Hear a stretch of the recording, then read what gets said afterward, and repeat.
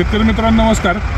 या आपण टोमॅटोमध्ये जे स्टेजिंग करतो, ड्रिलिंग करतो, त्याच्यासाठी जे आपण बांबू आणि किंवा काठी वापरत असतो, त्याच्यासाठी मी आता जैन हिल्सला क्रॉप शो चालू आहे, त्या ठिकाणी आलो. तर त्यांनी अशा पद्धतीचं जुगाड केलं. खूप चांगलं नियोजन आहे. स्टीलचा पाईप आहे हा.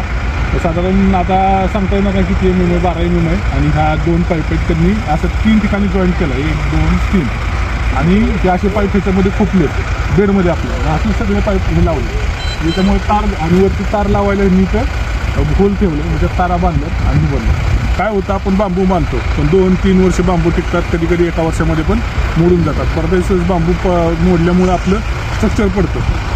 तर मला हे चांगलं वाटलं. पण ह्याचं खर्च किती येईल ते आता काढायला पाहिजे. तेवढी माहिती आता सध्या नाही, पण घेऊयात आपण ह्याची माहिती व्यवस्थित आणि मी तुम्हाला आपल्या ह्याच्यावरती नक्की पाठवेल. कसं वाटतं नक्की कळवा.